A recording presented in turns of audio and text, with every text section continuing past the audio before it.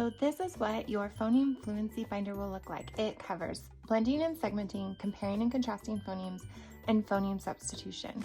I have everything planned out for you. I walk you step by step how to teach each of these steps and the materials you'll use.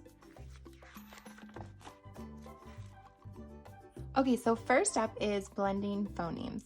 I like to put these tabs here to help me stay organized. Blending phonemes means I am going to say 3 sounds and then students blend those 3 phonemes together and tell me what word I'm saying. So here's a list you can use. You simply would say b, a, g, and students would say bag. So you can go and do this. It's all auditory. There are no letters attached to it. I have everything in page protectors. I prefer to teach phonemic awareness in small groups. So I will have this in front of students. You can make one for each student or you can simply pass it around to your group. Okay, so using that list that you have, you will point to each of the 3 sound boxes as you are saying each phoneme. For example, you'll say d, a, g, and students will say dog.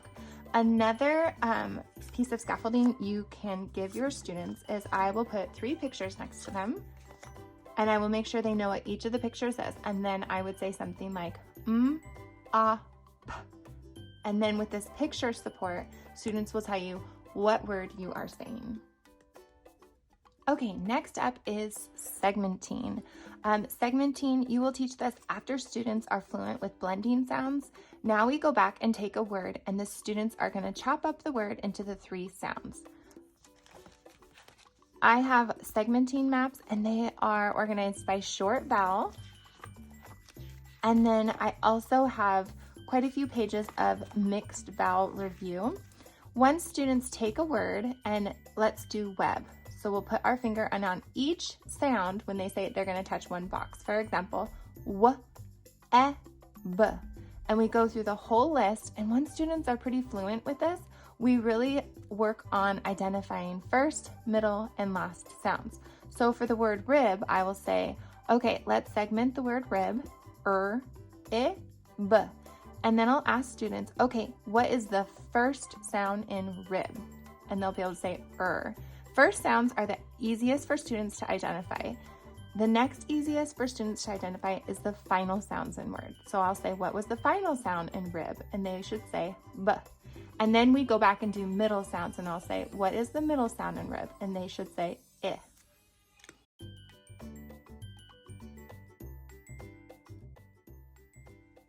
For additional practice, I have a segmenting map that you can also just put in a page protector so students can each have one. I also like to use these colored boxes. And the reason I like to use these is students can actually move and push them as you're saying it. For example, if we're going to segment the word bus, we can go b, a, s. And then I ask students, again, first, middle, and last sound to identify those.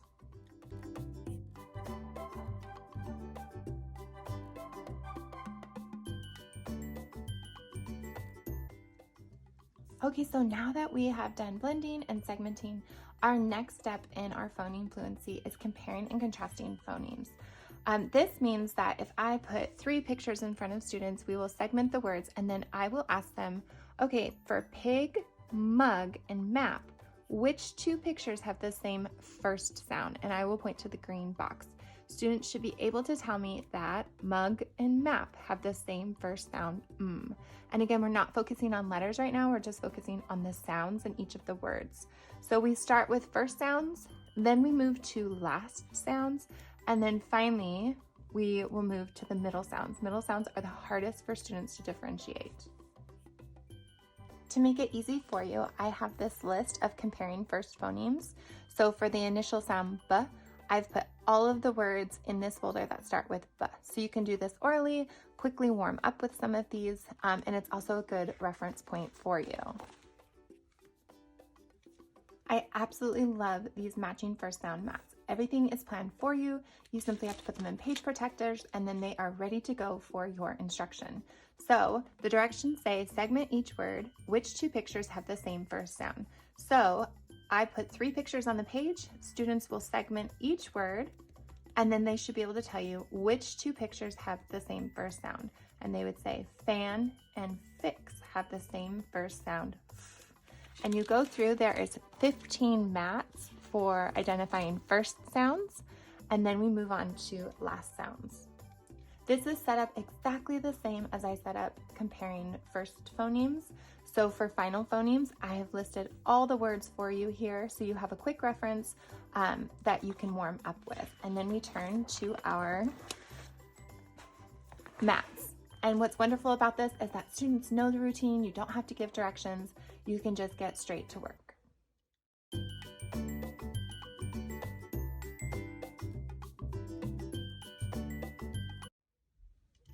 After you've taught comparing phonemes and you've gone through the mats and done your direct instruction, these mats are a great tool to check with students. So they go through and they will look at the 3 pictures, they can segment them, and then they put a block on the 2 pictures that have the same middle sound. So for example, pot, 10, and top. Pot and top both have that middle sound ah, so they would put their blocks on these 2 pictures. So they can go through and you can do this together or independently, and these mats come for matching first, middle, and final sounds. These coloring pages are just a great check for understanding. Students go through and there is pages for first, middle, and last sounds, and they just go through and they color the 2 pictures that have the matching sounds. The last part of our comparing phonemes section is the assessments. So I've made it really easy for you to assess students. This is going to be so helpful to drive your instructions and place students in the correct groups of what they need to focus on. So you place the mat in front of students, and then as they are going through, they are going to tell you the first sound in each of these words, and you can mark it right here on the assessment page right next to them if they get it correct. They go through here and map, mop, and sun. They're going to tell you which 2 pictures have the same first sound, and you just go through here, and this is just a great way to track student progress.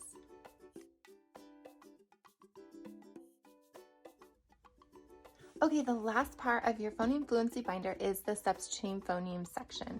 This is the hardest skill for students in their phonemic awareness journey, and this is why I teach this last. So first we start with changing first sounds in words, then we move on to changing final sounds, and then finally we change middle sounds, because again, the middle sounds are going to be the hardest for students to substitute. This substituting phonemes word list makes it so easy to teach students how to change one sound in a word to make a whole new word. For example, if you have the word hat, if you change the first sound, you could make cat. So I've separated it all by short vowels. So here's your short A, E, I, O, and U words, and then we move on to middle sounds. So these give you ideas of how to change words into new words. These phoneme substitution mats have taken all the guesswork out of how to teach this tricky skill. I've broken all the words down for you, and I've even given you directions on how to help students create new words. We're going to segment the word 6, s, I, x, and then you're going to prompt students to change the first sound s into a I, x. And I say, what word do we have? Mix. Okay, so we're going to start by segmenting the word z, I, p. I'm going to prompt the students to change the first sound z to t, and then students are going to sound it out again. T, I, p. I say, what word do you have? And they'll say tip.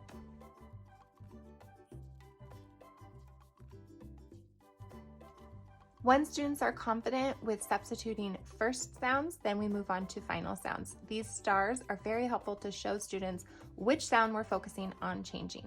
So start by segmenting hit, it. Then once the student segments, I'm going to say, okay, change the last sound t to And I have students start at the beginning again, sound it out, and change this last sound, I, What word do you have? Him. Okay, so now we're on to substituting middle sounds. So we're going to segment the word pit, p, it. Okay, I tell the students, please change the middle sound I to ah, and now we have p, ah, t, pot.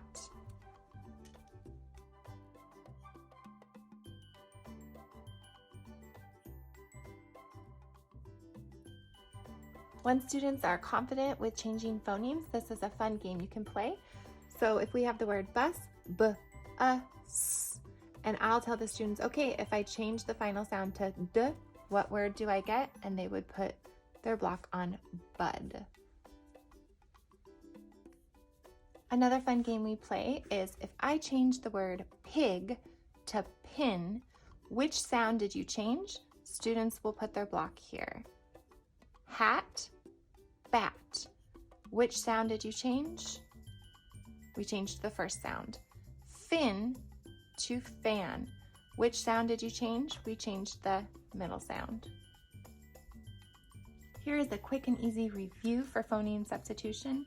This is one version of the assessment you can use, or you can use the assessment mat and record their answers on this page.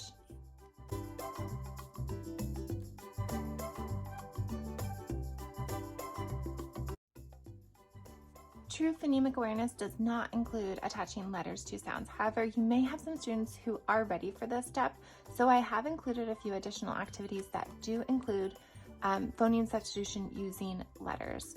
There are differentiated versions using the same pictures, so you can meet your students exactly where they're at. Again, we're focusing on changing final sounds, middle sounds, and first sounds. This is a really fun game to play with students. So it's working on phoneme substitution. There's several of these game boards. So if we're working on changing first sounds, okay, if I'm going to change wet, that's going to become pet. Pot becomes hot. Jam becomes ham. Pit becomes hit.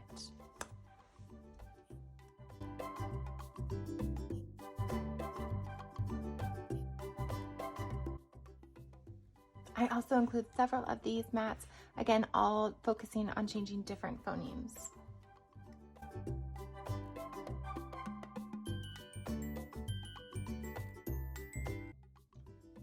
Phonemic awareness is the #1 predictor of whether students will become fluent readers. So build your foundation today with this all-in-one program.